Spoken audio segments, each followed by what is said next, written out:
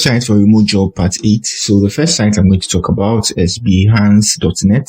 It's owned by Adobe. We know Adobe for photo design and then video design and the rest. So here is for only people that are into design. So if you're a graphic design, if you're into UI design, anything you do, photography, advertisement, I think this platform is for you.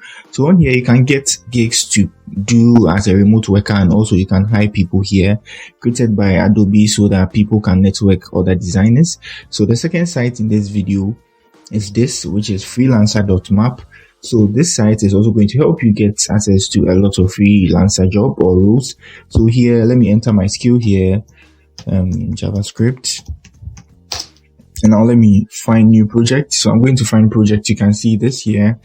Let me accept the cookies and let me try scrolling down here. You can see these are all contracts which they want remote roles. So you can just hop on here and check the location. This is like Poland, and this is the UK, this is Ireland, and all these are on site.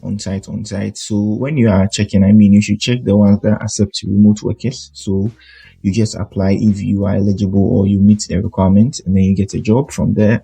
And the second one here, or the last one, sorry. So the last site I'm going to talk about in this video is ZipRecruiter. So on here too, you're going to get a lot of remote jobs. So this is how the site looks like. So you hop on here, you create an account, and then you come here, you enter the job you want. So let's say digital marketing, you enter digital marketing like this, and you specify the location. So let's say you want a digital marketing role in Miami or Florida or the US, Ireland. You just specify. For the video, if you are new here, give me a like and subscribe to my channel. Peace.